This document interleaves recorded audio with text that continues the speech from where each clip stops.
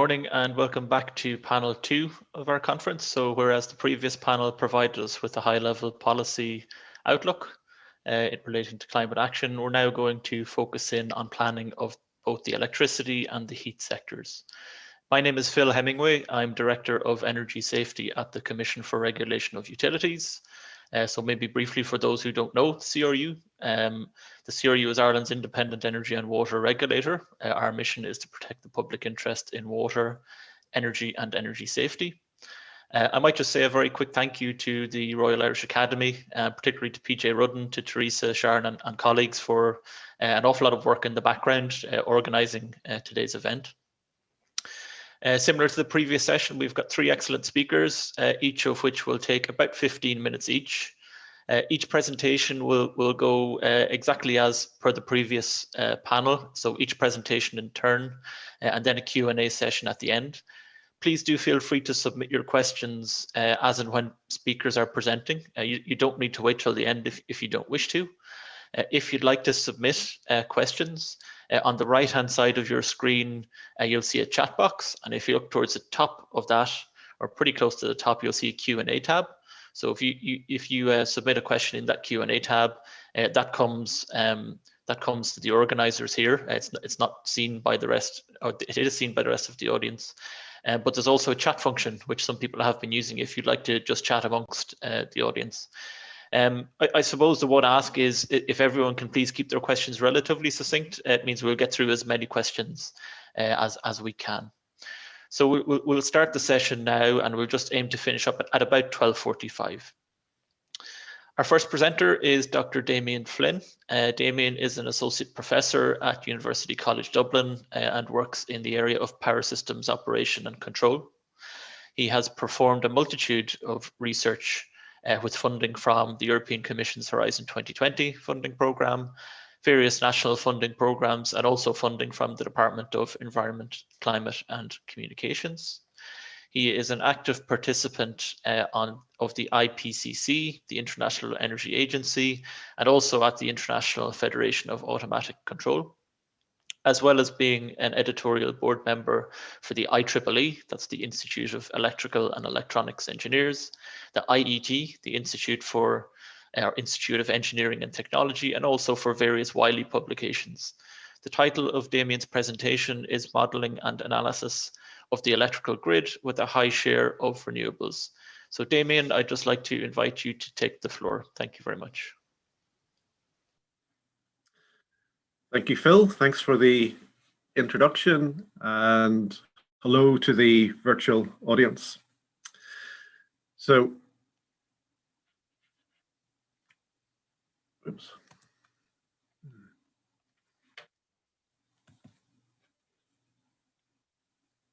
So if we look at the last decade, we have achieved a lot. We have approaching 6 gigawatts of wind and solar across the island. We're currently sitting at an SNSP level of 70%, and at certain times 95% of the demand has been met by renewables. But I suppose we're here today to look at the next decade, and if we sort of look at this figure, we can see that in terms of Ireland's ambition, Ireland and also Denmark are so ambitious that they're sort of falling off the top right of this figure. So the last decade we've achieved a lot, but we still have a lot to do. And perhaps a quick illustration of some of the challenges is this figure that is sort of looking at the share of wind and PV as a fraction of demand. And you'll notice that the scale goes up to 300%. So at certain times we might have enough wind and PV to exceed demand by a factor of 3. And the vertical scale is sort of looking at that cumulative probability. So if I look at a simple point of 100%, so wind and PV equals the demand, then for about 40% of the time, we actually have more wind and PV than the demand requires. So that creates a challenge. Things such as interconnectors and storage can help here, but it's still a challenge. And of course, there are various other challenges that we could talk about in detail. Renewables bring issues of variability, uncertainty, increased reserve requirements. We've got fewer conventional generators online, which gives rise to issues such as inertia reduction, voltage support across the network. We also have to achieve this while trying to minimize investment in new network. And I suppose Texas brings to mind issues such as system restoration and black start if something goes wrong. So traditionally, much of our flexibility has come from the supply side, from the large generators. But even today and looking forward, that is gradually changing. So more is coming from the network itself, perhaps from storage located in the network, and also from distributed energy resources. So that can be wind, solar, different types of loads as well. So where we get that flexibility is changing. We also have various stability challenges that we need to think about as we go to higher and higher renewable shares. These issues become more and more important, and they can generally be encapsulated in terms of frequency stability and voltage stability. This means that whenever we are developing our power systems and analyzing our power systems, that traditionally we might have started at the top with our market planning and our policy planning, and gradually looked at the technical plant that met those needs, system scheduling, network power flow, system stability. And we would have had sort of a waterfall diagram where we started at the top and we gradually fell down to the bottom. As we go to higher shares, the system stability issue becomes more important. I suppose I should admit that I'm an electrical engineer, so I have a certain bias in that direction. But system stability becomes more important, and it may mean that we actually have to go up this diagram because the system stability challenges require that we need to make new decisions or different decisions. We do have a wide range of solutions that we can look at. Some of them are commercial that already exist, things such as wind forecasting and solar forecasting, various control solutions. Some of them are still in the early commercial development stages, such as battery storage, demand response, and some are more in the experimental stage. So we have a wide range of options. What is perhaps not clear is what are the best solutions, particularly looking for the longer term. And of course, these various solutions have got different attributes.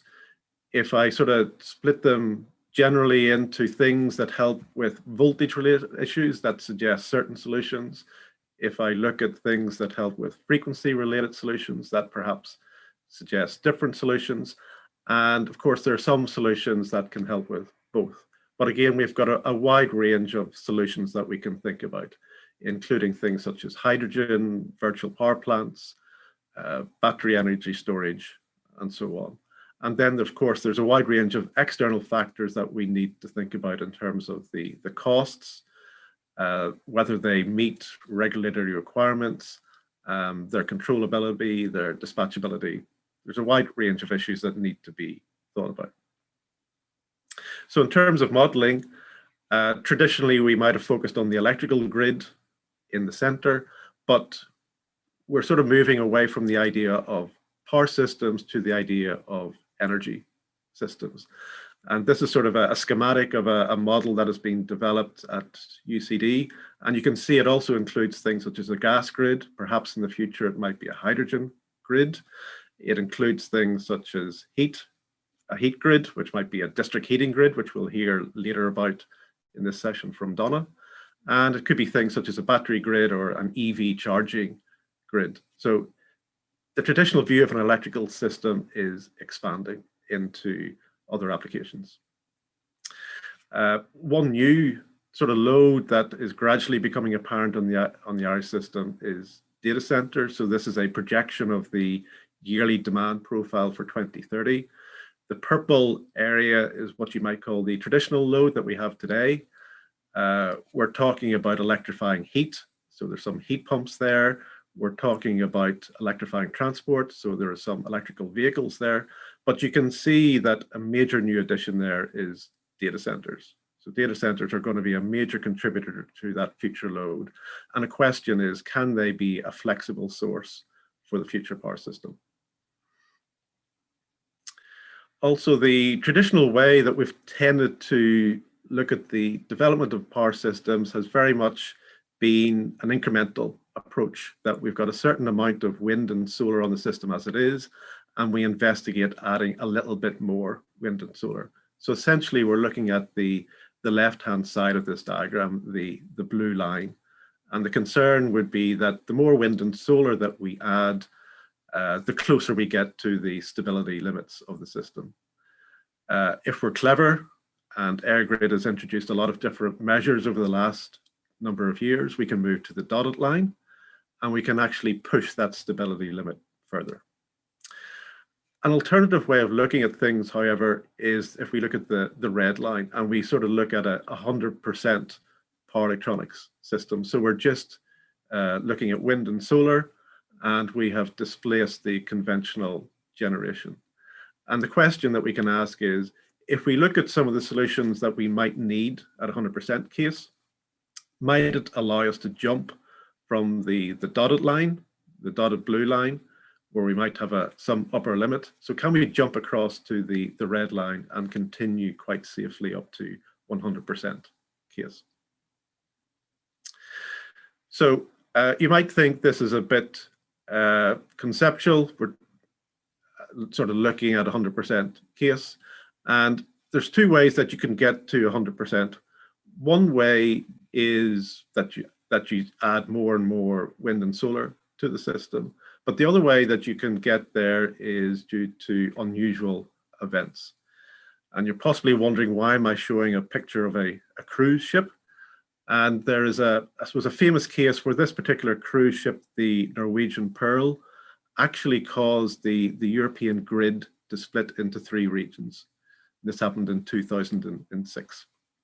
I don't have the time to explain the exact story, but basically the ship was traveling along a river at the wrong time, and it caused the European grid to split into 3. And one of the concerns is, if we look at, say, the green region, which particularly includes Denmark, what might happen if that happened again today? And Denmark in particular, and Germany, has a lot of renewables. So you might have a 100% scenario or close to 100% scenario, and could you cope with that? About a month ago, there was another split of the European grid. So it could happen again, and it could happen in the wrong place, and you could end up in this 100% scenario. That 100% scenario raises various questions. It implies that you don't have any of your conventional generation online, so you've got issues of inertia and voltage support. We have traditionally relied on power system balancing using the inertia of our large machines, and that gives rise to the issue of system frequency as being a measure of system balance. So there are very basic questions, such as what is meant by system frequency? How do you balance your system? One of the things that we would like to do is to avoid smart grid communications, for the simple reason that what happens if you lose your communications system? Does that mean that your system fails? And then whenever we look at these 100% systems, we also have to think about issues such as system adequacy. The Texas case from recent times illustrates that traditionally we might have relied on our gas-fired plant to be always available, but perhaps that isn't true. So one of the interesting solutions is the idea of grid-forming converters. So traditionally, wind and solar plant are said to be grid following. So they follow what the traditional synchronous generators do. And the question is, what happens if we remove those synchronous generators? So what do the wind and solar plants follow? And that's where the term grid forming tends to come in. Grid forming might be a new concept to you. So if I can just use a bit of an analogy. So today, this is the situation that we have. So we have the teacher telling a story. The children are following what the teacher is saying. And the question is, what happens when the teacher leaves the room? And we want to avoid something like this. So the advantage of using these new devices, new wind and solar devices, is that yes, we can follow the existing control strategies. So typically we use drip control for frequency control and voltage control, but we can be more inventive. We can use things such as synchronous matching. We can use oscillator-based control. So there are new ways of doing things. And there are questions in terms of, are there advantages of these new approaches? One of the questions is, if we do need the sort of new types of generators, how much do we need? So the blue dots are sort of meant to represent the major load centers in Ireland. So in the future, we might have a mix of traditional wind and solar grid following. We might have new grid forming plant. And you'll probably be familiar with the idea of a system non-synchronous penetration limit. In the future, we might have a grid forming limit. And some initial studies suggest that we might want perhaps a third of future wind and solar plant to have this capability. So if I just finish off with some general questions. So we're quickly approaching the 75% SNSP limit that I guess Mark will talk about soon. I suppose the question are, how do we go beyond those limits?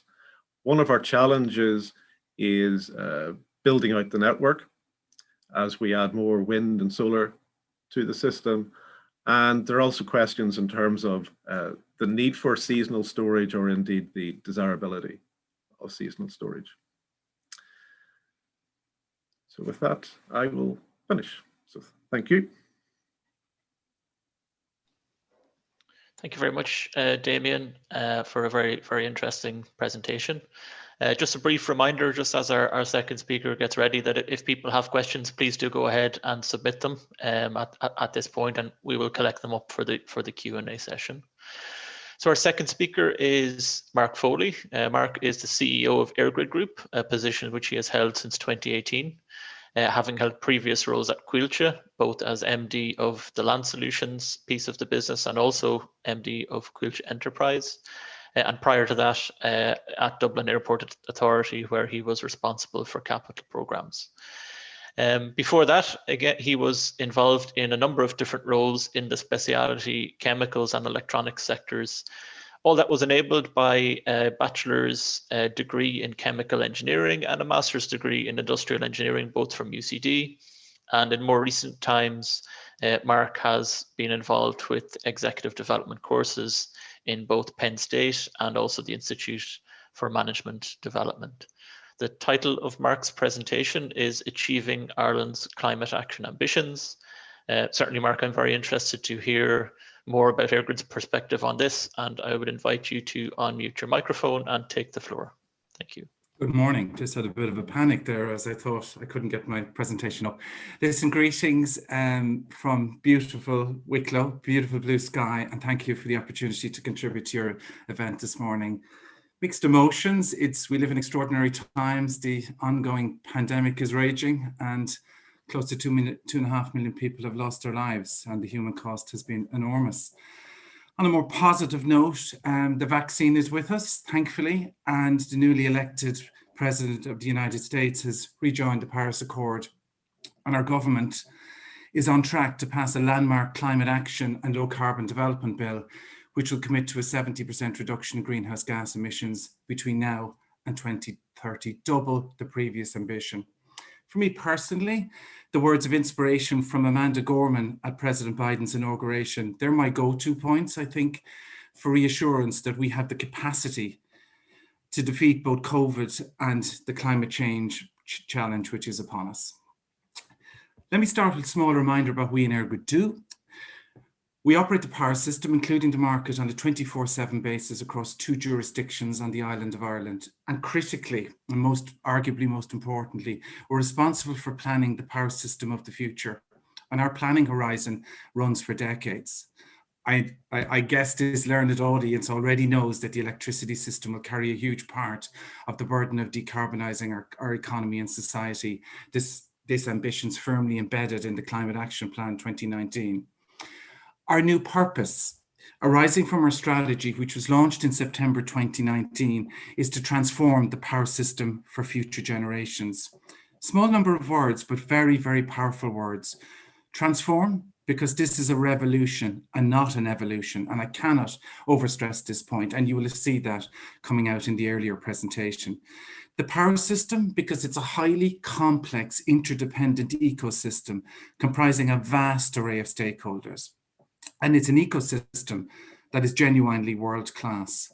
And thirdly, future generations, because if we fail to deliver in the next decade, our children and our grandchildren will face the consequences of that failure. Our primary goal is set out in this slide, is to lead the island's ambition in respect of decarbonisation. And I'm a great person for clarity, and the 6 major deliverables which we have signed up to as part of the Climate Action Plan are set out before you. Let me talk to each of them. We need to connect approximately 10,000 megawatts of renewables over the next decade, twice which was delivered in the last 20 years. This will include more onshore wind, solar, and up to 5,000 megawatts of offshore wind in the Irish Sea. Secondly, we need to massively increase our performance in delivering new and upgraded infrastructure. By performance, I mean the timeline from identifying the need to delivering the solution on the ground. And our past performance has not been what it needs to be.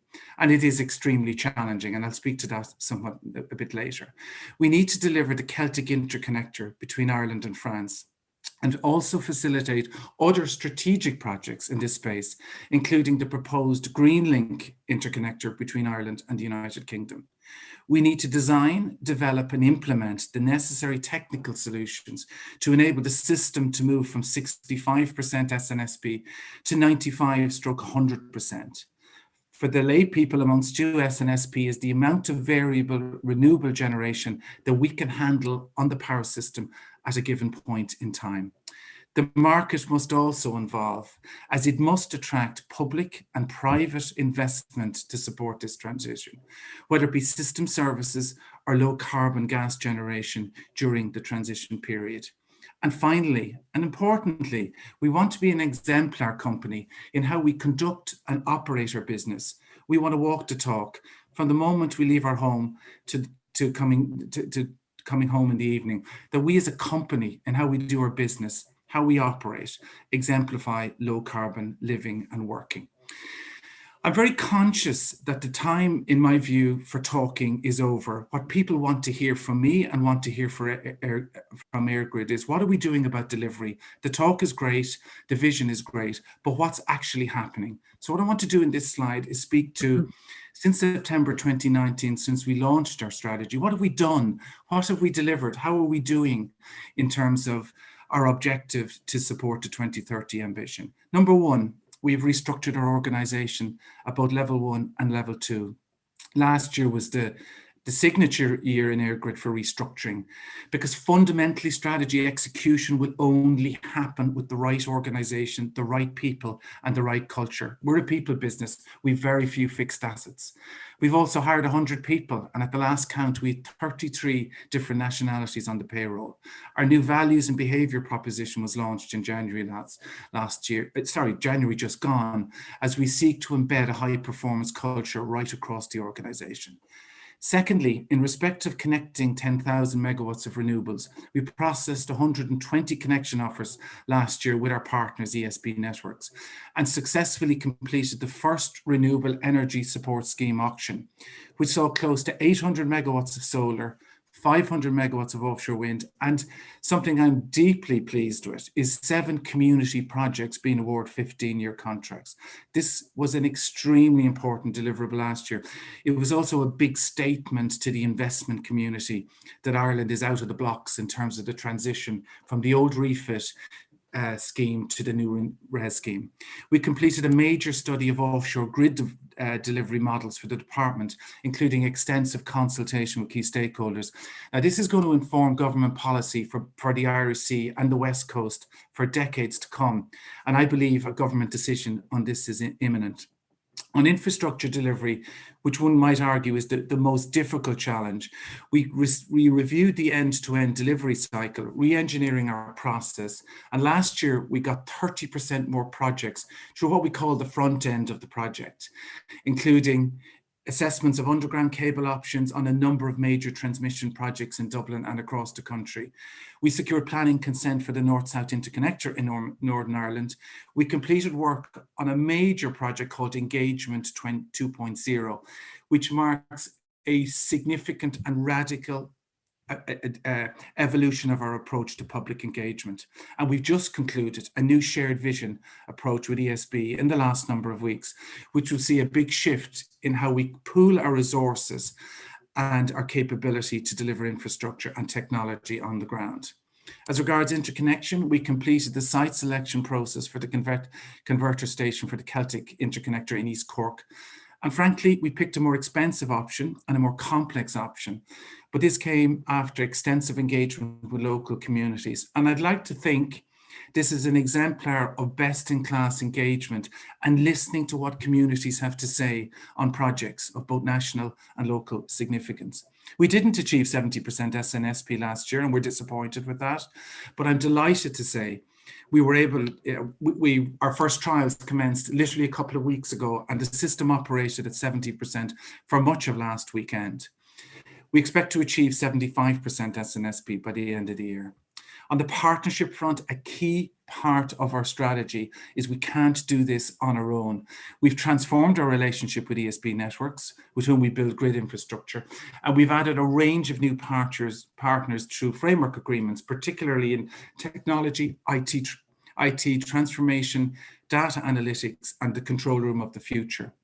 We're a regulated business, and we're pleased to have secured a fair outcome from the Commission for Regulation of Utilities, one that allows us to deploy additional resources while challenging us to deliver on cost reductions for consumers. Lastly, I think in terms of achievements last year, we've shown extraordinary resilience through COVID-19.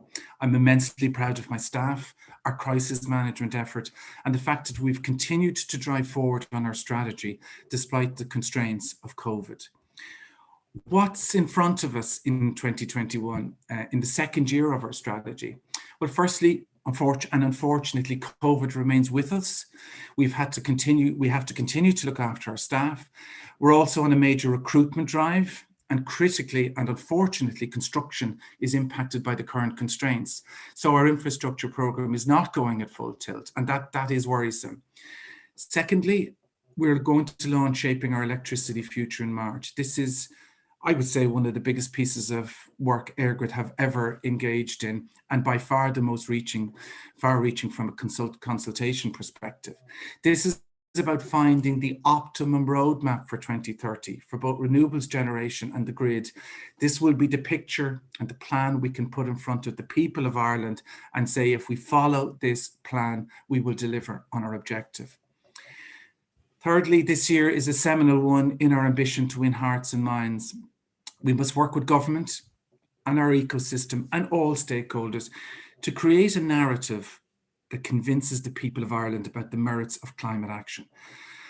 And really, this is the biggest challenge. When asked about my biggest concern, if we don't get the people behind us, then the challenge is going to be close to impossible, or at best, we won't deliver by 2030, and it'll take a significant amount of time thereafter.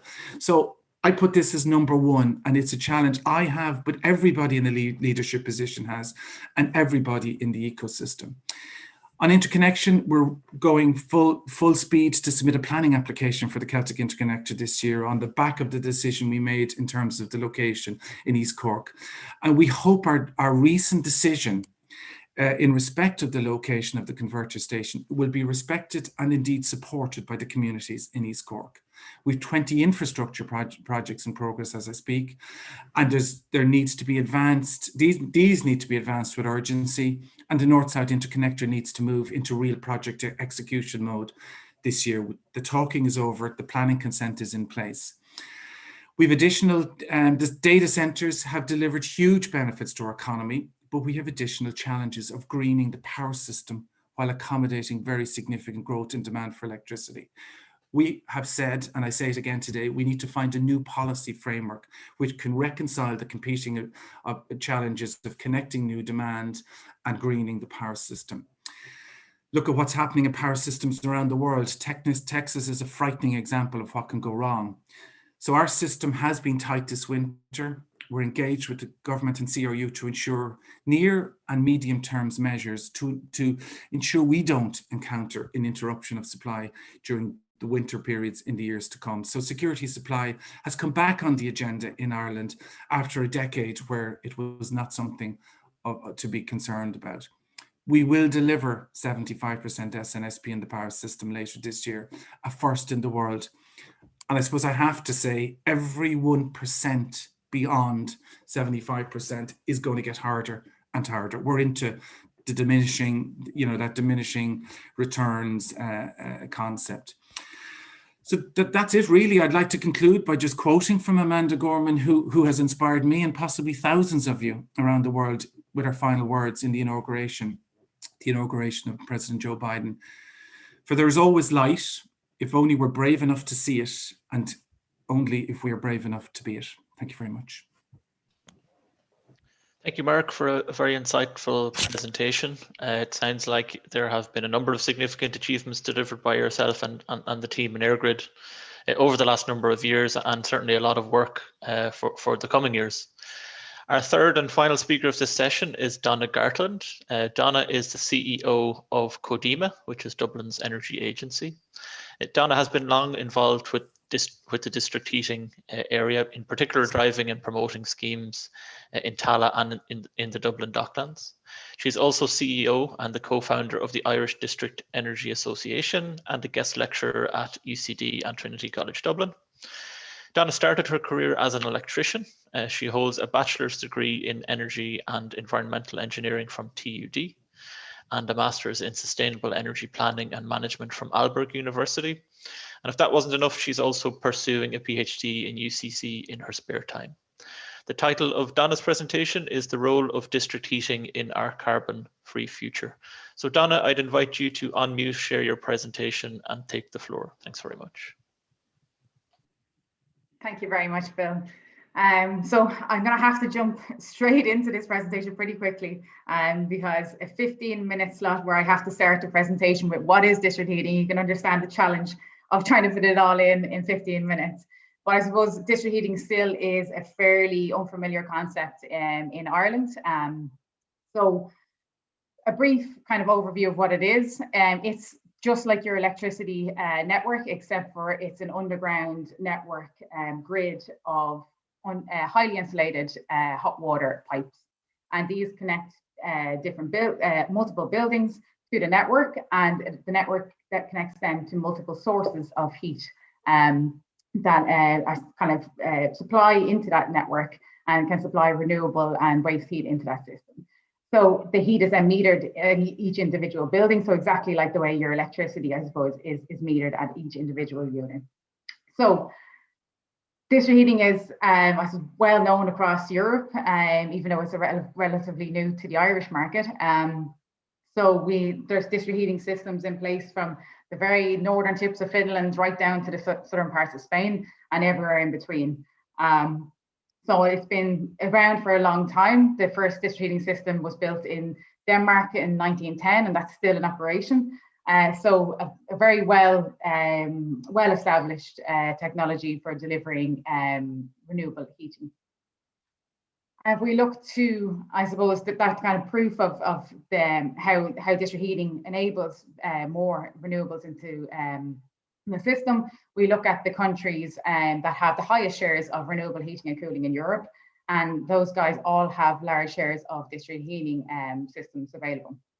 So why should we then develop district heating in Ireland? And I suppose usually this is where I'd start talking about all the challenges and the problems and how we're doing so badly in our targets and all the CO2 that we need to save in the heating sector. And I suppose there's been lots of speakers before me that have brought up all these issues and challenges. So I suppose I'm going to echo a little bit what Peter Thorne and Mark Foley were just speaking about there, and talk about more, I suppose, what what we want and how district heating is part of our sustainable vision for the future. So, and I mean, we as in not just as scientists and engineers, but as people, as parents, as part of our communities, we want cleaner air, we want a protected environment, we want a circular economy where we have less waste. We want more local businesses using local resources, creating local jobs, and we want increased comfort, health, and well-being. This is what's important to people. This is how we, as Mark was saying there, how we bring people along with us on this journey. They don't care necessarily about the tons of carbon doesn't mean a lot to people. So we kind of have to move away from that narrative and show how, what I wanted to show is how district heating fits into this sustainable vision of our future. It also supports a new type of economy where we're not just focused on infinite growth, but how we look at it, a generative and distributive economy where we don't overshoot and impact on our ecological ceiling, and we don't negatively impact on our social foundation. And it also impacts on our, leads us towards our sustainable development goals. So why district heating then? This is the more tech. So how does district heating deliver on those, on that vision? Waste heat is all around us. We have huge amounts of waste heat, and what I mean is it's called waste heat, surplus heat, industrial heat. It's something that is produced. So you see those chimney stacks around the Dublin area, say around Diageo, or large breweries, bakeries, waste to energy plants, gas facilities. These, you might say, oh, smoke coming from chimneys. Most of that is actually steam. So this is steam, this is heat, this is energy we're throwing away. And it's probably like, and that's just the heat that we can see through chimneys. It's also dumped into rivers, into seas, into water sources. So, and we also have other lower temperature sources of heat that are also not visible, such as from data centers, wastewater treatment plants, sewage pipes. All of this can be recycled and used in district heating systems to replace our fossil fuel use. If we couple this with thermal storage, we can make the most use of this waste heat. So we can store it for times when buildings, businesses, homes need that heat, and we can take advantage of those waste heat sources. Thermal storage is the cheapest form of energy storage we have available. Think of your hot water tank in your house, big version of that with a bit of insulation wrapped around it. That allows us then to also integrate more renewable electricity. So what thermal storage and district heating systems allow us is large-scale sector coupling of the electricity and heat sectors. So all of that wind, all of those targets that Mark and Damian spoke about in the electricity sector, how we can integrate more renewables into the electricity grid and that demand response. We have large-scale demand response through district heating networks, and allows us to integrate more wind, solar, etc., through the use of large-scale heat pumps, electric boilers, etc. And obviously, all of this allows us to reduce our carbon and protect our environment by replacing those fossil fuels. It also moves us away from burning fuels locally and in individual systems. So the burning of fossil fuels or burning of solid fuels at home impacts our local air quality. So obviously we want to move away from that and have cleaner air. We want to have lower costs of heat. So utilizing waste heat is thrown away. It currently has no value. So we can utilize that waste heat and plenty of renewable sources of heat, such as large scale solar thermal, which there's huge arrays in Denmark supplying into district heating systems. We have lots of potential for deep geothermal that we haven't tapped into. All of those can help us drive down the cost of heat. It allows us to increase our comfort, convenience, and safety of our homes and buildings. So with a more steady state temperature internally, convenience, you don't have to worry about a boiler breaking down or a heat pump breaking down or anything like that. That all is taken care of in the same way you don't think about where the electricity is coming from into your house. It's taken care of at a district heating system level. And safety, there's no carbon monoxide risks. You have no fuel coming into your home. So all those safety aspects are also not an issue with district heating. It's just hot water. It's just a hot water system. It makes it more accessible to people. So because it's lower cost and it easily integrates into your existing system. So it's hot water. You plug it into your hot water radiators, your underfloor heating, and it works straight away. It's easy to use. It's on and off. You don't have to worry about setting temperatures or anything like that. You know, it's an on and off system. You control it yourself exactly like the way you would a boiler system. So there's no kind of technology gap to overcome. And it also supports community involvement and community cooperatives. So there's lots of examples. There's hundreds of district heating community cooperatives in Denmark and Finland and Sweden. And we actually have one of the first ones now being set up in Morris in Ireland, looking at starting a district heating community cooperative. It also gives us a new market. This is a brand new market to Ireland, where we can employ local people in the just transition. So upskilling all of those gas installers and gas boiler guys. And it's also providing a new income for those local suppliers of waste heat. So a new income for those industries that are currently pumping out heat out for free.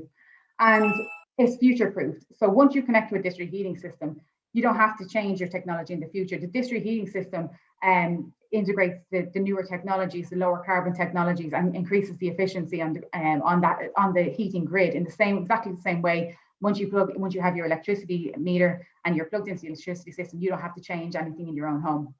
But it's a future-proof system, and it's a smart energy system approach. So where do we go from here? How do we start? So in Ireland, we're very used to and very good at our electricity infrastructure planning. Eirgrid obviously doing great work in this area. We're also very good at infrastructure planning, the NTA doing a lot of great work there.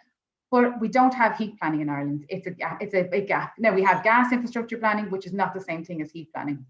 So we need to move away and start looking at how do we plan for heat. And so this is some of the first steps that we've been doing. So looking to understand our heat sector better. At the moment, it's a bit of a black box. We know what heat is needed, but where is it needed? It's a fifth of all of our greenhouse gas emissions in Ireland, and it costs us about 3 billion per year. And as Peter Thorne spoke about earlier, most of that money is leaving the country to pay for those fossil fuel imports. Why not look to recycle that money internally in Ireland? So one of the first steps in opening the black box is understanding, I suppose, where district heating fits in and where the role of district heating sits. And at the Renewable Energy Ireland is an association of renewable energy, all the different renewable energy associations. And it's the first time all the group of renewable energy associations involved in the heat sector have come together to produce a renewable heat plan for Ireland, which will soon be published. And some of the things that's looking at, we started off looking at what sectors heat is needed in. So, you know, where is this heat also needed? So is it rural, is it urban, is it suburban? Because this obviously plays a role in where district heating is suitable. And what kind of temperatures are we looking at? You know, so which temperatures are suitable for district heating? Obviously, process heating, you know, where you require, high temperatures over 400 degrees is not going to be suitable for a district heating system where you're cycling waste heat at lower temperatures. But, you know, it plays a role in those other areas, the suburban and urban areas where at temperatures lower than, 100 degrees or lower. And that's where we start to kind of zoom in and look at exactly where those areas are. So this is a heat atlas. This is available on the at districtenergy.ie. It was produced by the Irish District Energy Association in partnership with the ESB. And it highlights all of the areas. So you can go on there, look at your own town, look at your own city, look at your own area, and see exactly where the best places are to start with district heating. And this is, so it's called heat demand density is the way we look at where district heating is most feasible. And what that means is where the heat demands are as close together as possible. That obviously means you need shorter pipelines obviously cost less, and obviously then there's less losses involved in that system as well. So it's the same kind of, planning process that gas grids will go through as well. So you want obviously where the densest areas of demand are. And that study showed us that around 33% of the Irish heat demand is feasible for district heating at the moment. So that's without any additional policy in place. But if we were to put more additional policy, supportive policy and regulation in place, similar to what they have in Denmark, for example, up to 57% of our heat demands could be feasible for district heating. So these are the kind of targets we're working towards. And that's the demand side. But then we look at the resource side. So what heat, where and what heat do we have available that we can replace those fossil fuels and that we can feed into those district heating systems? And this analysis of the Dublin area shows us that there's around 3,500 megawatts of waste heat currently available, being thrown away or not utilised. And that can obviously feed a huge amount of homes and businesses. So we're looking at things like obviously data centres. which is a growing area. And as Mark said, it's a challenge for the electricity network, but we can also look at how we can offset some of the environmental impact by utilising that waste heat that comes from those data centres. There's we're looking at everything from, cold storage warehouses, wastewater treatment plants, waste to energy plants, power stations, etc. All of these units that produce waste heat, from your bakeries right down to your local crematoriums, even though that seems a bit eerie to think about the waste heat coming from there. But we're looking at how we can recycle and use those local resources to offset that gas use. So how fast can we do this? If we look to our European neighbours that are doing the best in terms of renewable heating and district heating, we look at Finland, we look at Sweden, and we look at Denmark. And across all of these countries, when they started to roll out district heating, they were in the 1960s and 70s, they were able to achieve an increase of 1% in the market share in district heating per year. And hopefully we'd be able to replicate what they did back in the 60s and 70s today. So a 1% market share growth per year to 2030 will give us around 10% of the current heat demand delivered through district heating. And just to say that, I suppose, just to point out, at the moment we're currently at less than 1% of the total demand served by district heating. So we only have a very few examples of district heating systems in Ireland at the moment. So the 5 key supports that we need in order to meet that 2030 target. We need large public capital investment in this, and we need to be seen as an essential public infrastructure. So putting those pipes in the ground in the same way we supported the gas networks and electricity networks are seen as essential public infrastructure. Those pipes in the ground are what connects all of those resources that are available to all those demands that need that heat. And it's that missing piece of the puzzle where we need that public investment. We need a national delivery vehicle to roll that out at the large scale that we need, and in those kind of high density areas. What that will do is get us to our 2030 targets fast, so get that 1% per year. It'll also help to break down the barriers and all the challenges, etc., with bringing district heating into Ireland as it's a new sector. So it'll help to break down those barriers and then roll it out in further areas and where communities, etc., can get more involved. Zoning and planning. So district heating, I suppose, is very site specific. And we do need those areas where there are high heat demands and where there are local heat resources available to be future-proofed. So what we need is mandatory heat planning at a local level. That's what one of the major, I suppose, factors that was brought in the likes of Sweden and Denmark that helped to roll out district heating in those areas. We need local level heat planning, and so we can future-proof those areas. Building regulations that support and prioritise the use of district heating over higher carbon heating options and solutions. I know that sounds very obvious, but at the moment it doesn't support that because waste heat doesn't tick the renewable energy box, and the building regulations don't value it in the same way. So what you have then is developers putting in higher carbon heating solutions into those buildings instead, which obviously doesn't make any sense. The whole point of renewables is to lower carbon. And then we need to train and upskill as part of the just transition and as part of growing that local employment and those opportunities. We need to train and upskill people in district heating areas, how to weld those pipes, how to install into district heating substations, etc. And we need to put in those community district heating supports to gain public acceptance, to get more people involved in the transition and have district heating not just for the big cities, but also in towns and villages across Ireland. So the key takeaways then really is district heating is proven, it works. It's pipes in the ground. We're able to put pipes in the ground. It's not like we're trying to float offshore wind turbine. It's not a very technical engineering challenge. We're putting pipes in the ground. It supports our vision of what we want for a sustainable future. So not just about tons of carbon, but about the whole bigger picture of and all the opportunities that come with that. We need to take advantage of those local resources that we're currently throwing away, that are on our doorstep. And district heating needs to be seen as an essential public infrastructure, just like electricity and gas and networks are, in order to take advantage of those resources. So I hope I was on time there. Thanks very much for your attention.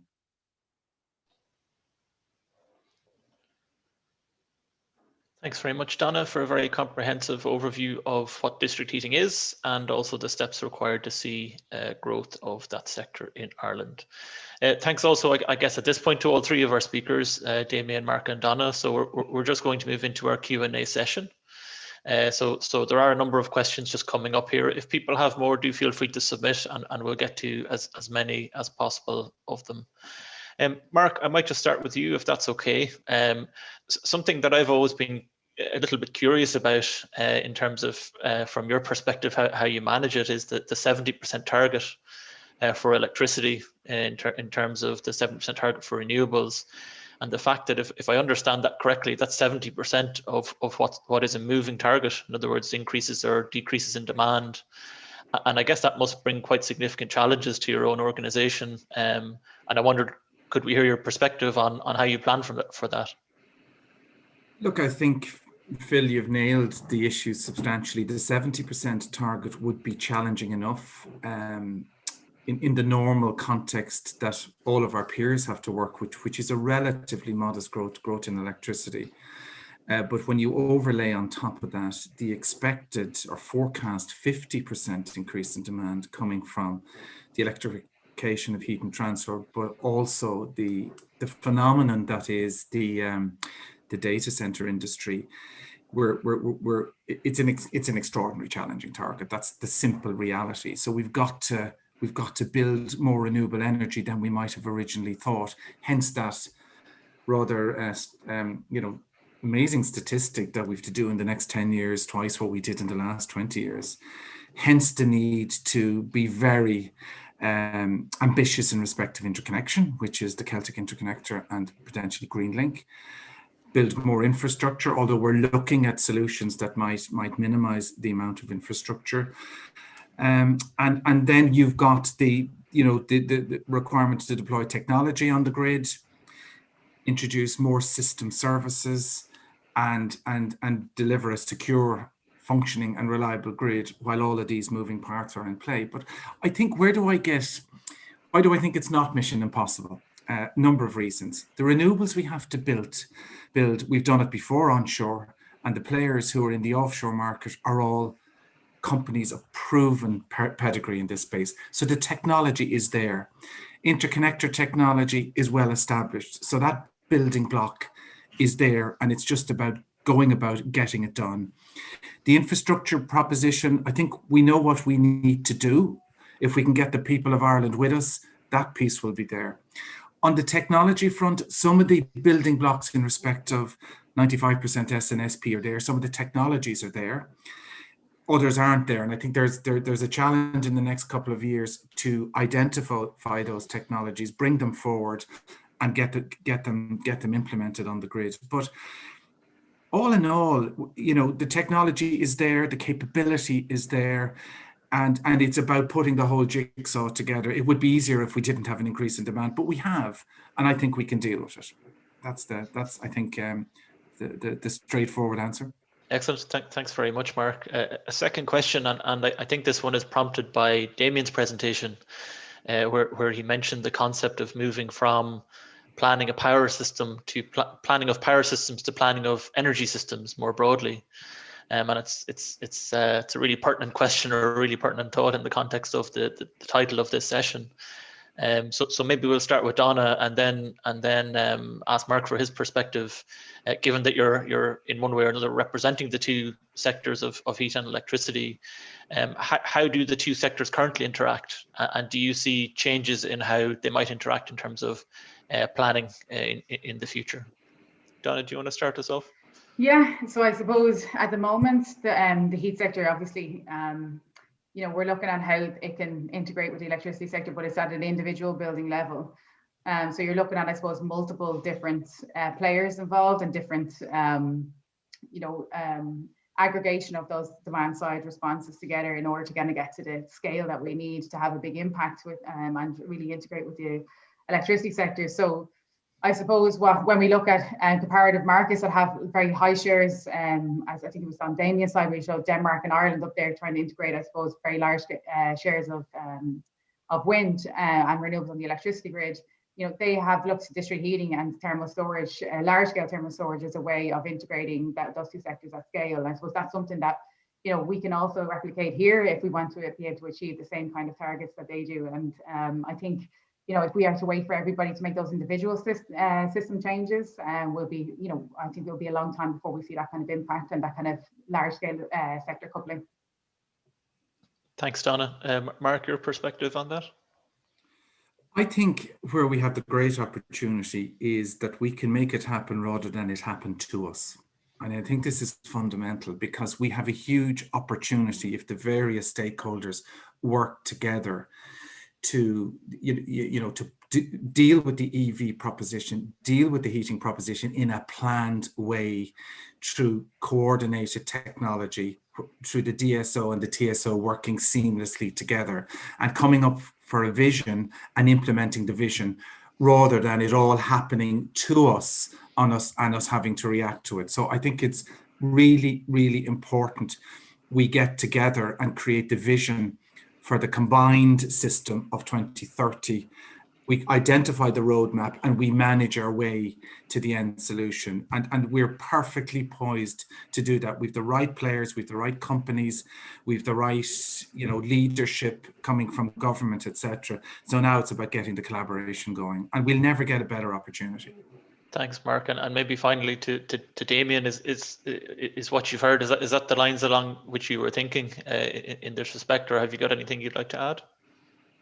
I agree most definitely with Donna and with Mark. I think it is about starting that conversation. I do speak with people from other disciplines, and I suppose my background is that I hope I understand the electrical system well. I don't understand the other areas well, and the reverse is true. And it's a process of education on both sides. And I suppose conversations that I would have had with people is telling them that, Eirgrid already offers various system services, in the sense that if you are flexible, you can be financially rewarded for doing so.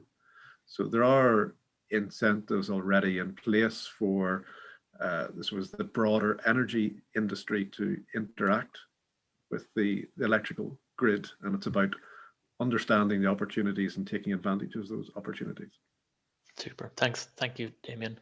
Donna, I think this one is pointed for you, and it's a question from Liam Doyle around the fact that Irish settlement development patterns have in many cases provided us with quite a sprawling rather than densely grouped sets of buildings, and whether or not district heating is less economically attractive in Ireland, or how can we deal with that challenge? Yeah, so I suppose that's always, quoted as a kind of a barrier to district heating in Ireland, or has been in the past. I suppose what we're doing now is breaking down those kind of thoughts around district heating by using kind of best practice research. So what I suppose the heat demand atlas that we produced with the Irish District Energy Association is based on the way the Danish sits. So it's like by Danish researchers, so they're using the exact same, I suppose, feasibility equations that they would use for district heating planning in Denmark. So we applied that same thing to Ireland, and that's where we got the 33% of the Irish heat demand density is suitable at the moment for district heating. So we do have, and that's cost effective criteria. So there's and I think it was John Fitzgerald mentioned at the start as well, and Eamon Ryan as well, about increasing the density of our development as well, and how that will have to happen in the future. So district heating will actually only become more and more feasible as we kind of go to that more compact urban development systems. Thanks, Donna. And just as you're on, a related question, kind of pointing at what you were saying there in terms of future densification of areas potentially enabling district heating. A question for Dominic Foley around what your perspective is on why Ireland has chose not to integrate district heating into planning and building regulations, for example, over the past number of years, while some of our European colleagues have. Yeah, well, I suppose what happened, the three countries that I pointed out, the Swedes, the Danes and the Finns, all started back in the 70s when there was a good oil crisis to get them going. So maybe we need a good gas crisis to kick us into action here. But I suppose we haven't had a tradition here of local authorities and the municipalities probably wouldn't have the same level of interaction with the energy sectors as they would in other countries. So, you know, we don't have that kind of level of local level planning for energy systems, which is, I suppose, inherent with district heating systems. So I suppose it's how we can look at both combining the kind of top down and bottom up approach to planning for district heating. Yeah, so I think that's probably the two main things. Thanks, Donna. I think this next one is possibly for Mark, but maybe Damian might like to add afterwards as well. And really, Mark, the question is around the balance between export of electricity versus producing, for example, green hydrogen from it. So it's Michael O'Mahony, and the broader question is really around the fact that when it's windy in Ireland, it might tend also to be there might also tend to be high wind conditions in the UK, for example, France, for example, and it's that balance between paying a PSO levy here to develop wind and then potentially exporting at negative prices. Would we be better to produce green hydrogen, or how do we find the right balance, I guess, is the overarching question. Short answer is we need both. For 2030, and that's why it's really important in the 2030 debate, we're clear about what we need to do, and we need to just concentrate on getting on with it and separating 2030 from thereafter. And that's not to diminish the importance of thereafter, but to get 2030 done, we need to build the renewables, we need to build the interconnection, we need to build the grid, and we need the system to be able to accommodate this renewables. And in that dynamic to 2030, what will help with eliminating curtailment or big curtailment for developers is we'll be able to export significant amounts to France and to the UK. And we get the wind first. And if you look at the way the market has behaved post-ISIM with day-ahead trading, etc., it's behaving perfectly in terms of how one would expect. When it's windy in Ireland, we get it first. The market books the capacity in the day-ahead auctions, and it goes to the UK. So that picture, I think, is well thought out. It just needs to be delivered. After 2030, it's a different game, and we need to start thinking about it and working on it. And that's looking at the resource from Donegal to Cork. What are we going to do to exploit this phenomenal natural resource? Whether it's 20, 30, 40 or 50 gigawatts, doesn't really matter what it is, it's going to be enormous, and it's going to be much greater than Ireland could ever accommodate. And we need to start thinking about a vision for that. And we're very happy to start doing some work on that in the near term and to start creating a vision for Ireland well past 2030. When we have, you know, that level of renewables in play, anything is possible, particularly large-scale production of hydrogen. And it is in that window 2030 beyond where we need to be thinking through the solutions now, or the master plan now, so we can start implementing the next decade. Thank you, Mark. Damian, I don't know if you have any additional comments on that. Well, I agree entirely with Mark. It's not just one solution, it's going to be a portfolio of solutions. And it probably is in those 2030 timescales for hydrogen. Whenever you look today at their sort of their costs and their cycle efficiencies, and then you also have to think about the infrastructure. You know, you've got the hydrogen. What do you do with it?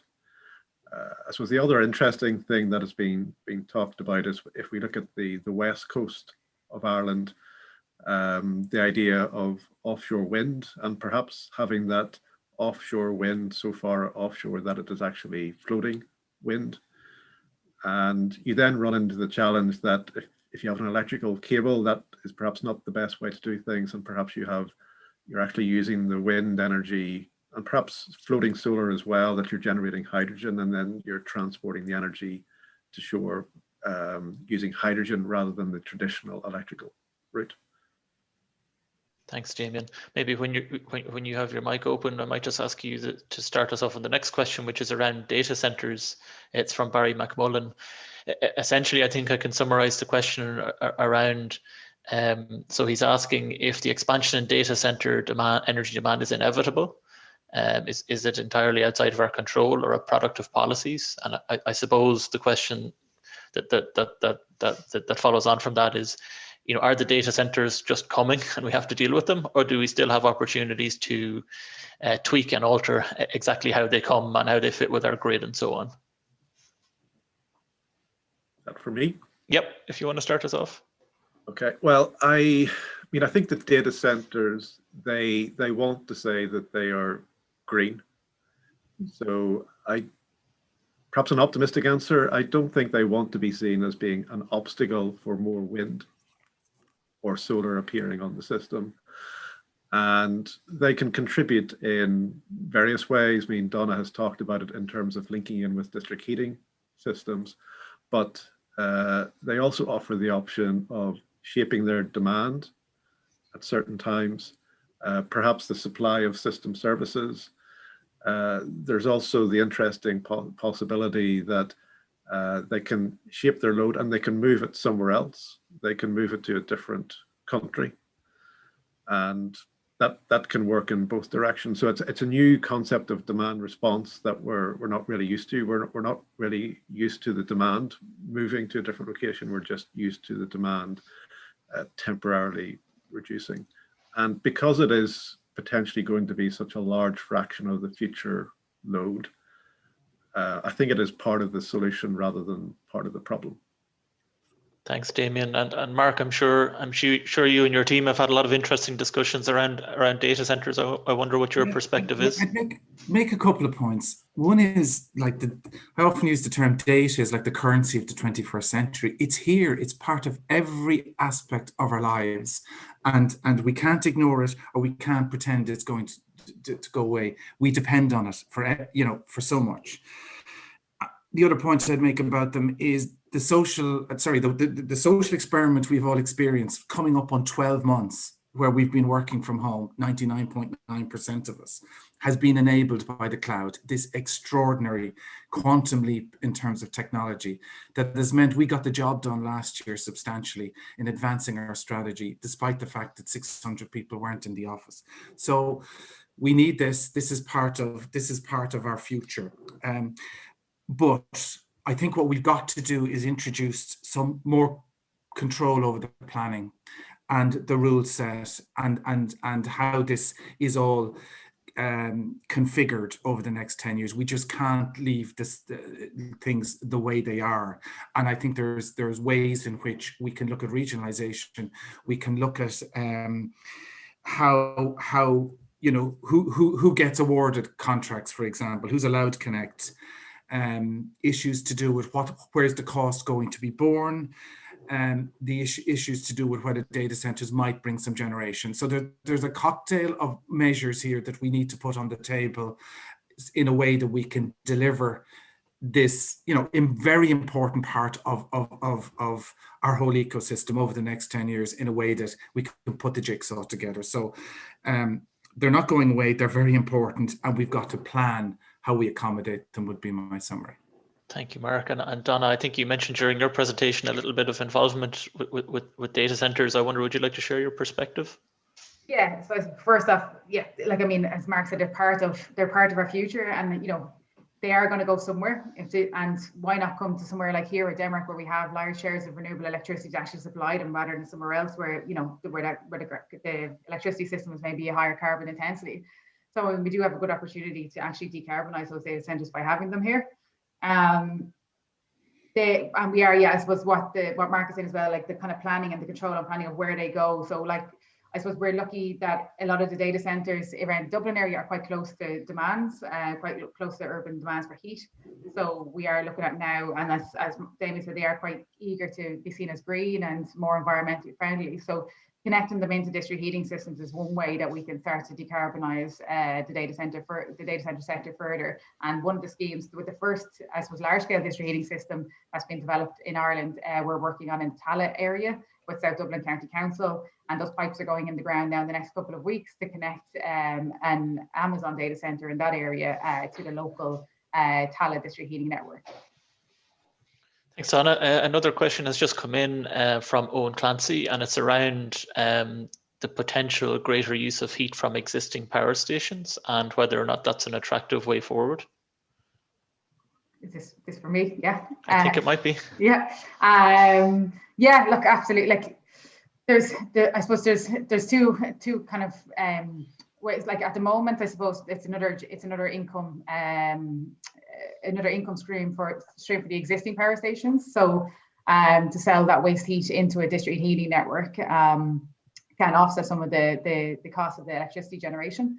But then I suppose as we go forward to the 2030 targets, it would be less of those thermal power stations, possibly, supplying into the electricity sector as well. So I think for now, yeah, obviously definitely trying to recycle the waste heat, and particularly from like your waste energy plants, etc., and that are new builds kind of power stations. But as we go forward, we will have to look, I suppose, at other forms of waste heat to feed in as they start to reduce in their capacity. Thanks, Donna. I'm not sure, Damian or Mark, if you have anything to add around capturing heat from the existing power generation fleet. Do you see it as an option, or is it happening anywhere that you've seen? I can make a quick comment.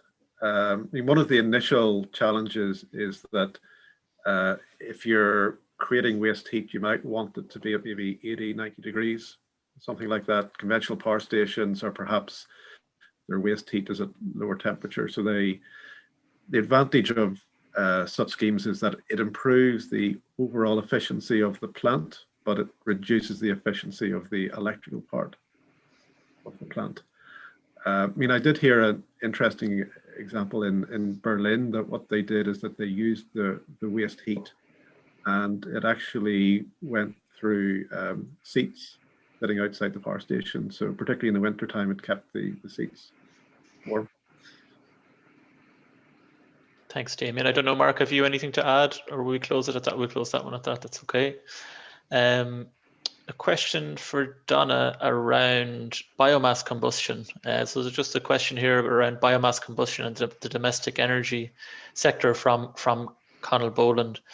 And he's asking about the potential link between poor air quality and biomass combustion, and whether or not we have any concerns around the air quality and use of biomass in centralized district heating systems. Well, I suppose one of the advantages of using biomass in a large scale centralized system is, that we can put up all those kind of more expensive equipment in place to make sure that the emissions from those systems are much lower than you would have in a kind of an uncontrolled domestic situation. So I mean, for biomass in the domestic sector, it's the moisture content, etc., that has a big impact there. So if you're looking at a large scale, those kind of issues can be dealt with and can be invested in, much like, for example, the emissions from the waste energy plant. Most of the money that went into the investment in that waste energy plant was on the scrubbers, the air emission, to reduce the air emissions from that plant. So that's where the large investments are needed, and that's what we can drive down the emissions, the air quality issues with biomass by collecting them in that kind of large scale. Thanks, Donna. Mark, I think there's a question here around wind energy, and it specifically relates to offshore wind energy. And the question is around offshore wind energy versus tidal energy, for example. And as a country, I suppose we seem to be betting big on offshore wind energy. And I guess to summarize the question is that the right bet if we are betting, or do you think we'll see other technologies such as tidal or perhaps wave coming into the picture in the future as well? I suppose a couple of comments. Number one, we are very fortunate that the offshore proposition that's coming, and particularly to the East Coast, is absolutely proven. It's staggering technology, and it's going to deliver very low costs of energy. And we need to build that for 2030. So I divide the world always into 2030 and beyond. So we're back in the right technology, and the only issue is how fast can we get it? And it's been proven in the North Sea and right around the globe. As we look to post-2030, offshore is definitely going to deliver again, and I have absolute belief that floating technology, which has its heritage in gas and oil gas exploration, is going to deliver. It's going to be a massive part of the period post-2030. And then on tidal has been this sort of Cinderella technology. Will it, won't it? Lots of money has been spent on it. I just don't know. It remains to be proven. But I absolutely have absolute confidence that offshore floating is coming, and it's going to come, and it's going to deliver very, very handsomely, but it'll be in the period post 2030. And I keep saying to people, differentiate what we must do by 2030 and get ready for post 2030. Okay. Super. Thanks very much, Mark. So we're just coming close to time now, so I might just finish with one question, one final question that I'll put to each of our panelists. And that's if there was one major opportunity that you can see outside of your own area that could have a significantly positive effect on climate action, What do you see that opportunity being? So maybe we'll start with Mark and then go to Donna and Damian. So I'm sitting in my living room. A kilometre down the road is Newcastle Beach. 12 kilometres off that is the future potential Codling wind farm, offshore wind farm in the Irish Sea. And for me, the biggest issue is when that is coming, how will my neighbours react? How will the people in Greystones to Arklow, to Wicklow, how are they going to react? And for me, how do we get people to think this is a really, really good thing? The thousands of people who live on the East Coast, and this applies everywhere else in terms of the energy transition. How do we get the ordinary person to engage in the conversation, to see the connection between this infrastructure, to see it being good, to see it being enabling them having a low carbon lifestyle and delivering a better future for our children? That is the most important thing of the lot. The technology will deliver for us, but the mindset, if we don't get it, we're in big trouble. Okay, thanks, Mark. So offshore wind public acceptance, Donna? Yeah, definitely. This is something definitely outside of my area and probably outside of the area of a lot of people even on the call. But I think the biggest reform we need and the biggest change we need and the biggest opportunity outside is a change in our economic strategy. So going from this kind of continuous growth, GDP growth, and changing our focus, because it's the only way we're going to be able to effectively change in the long term to 2050 and really introduce climate action that's going to be accepted by society. And like what Mark said, that's what we need to bring the people along with us. Thanks, Donna. So a different perspective on economic strategy. And Damian? I would agree with the previous points. I think perhaps something that I said earlier is that we're moving away from the traditional view of a power system to an energy system. And that means that our understanding of all possible solutions needs to widen. Rather than restricting ourselves to our own knowledge, we have to engage with lots of different viewpoints. And it's those combination of viewpoints that will bring us to the best solution. Thanks, Damian. So energy systems and combination of viewpoints rather than the perhaps narrower view of some elements of the past. So I'll just bring the session to a close at this point. I'll just quickly again thank our three speakers, Damian, Donna and Mark. We will aim to start back at 1:45 with the third panel of the day, and that's going to focus on energy efficiency and buildings and will be chaired by Dr. Frank McGovern of the EPA. So thank you very much and enjoy your lunch.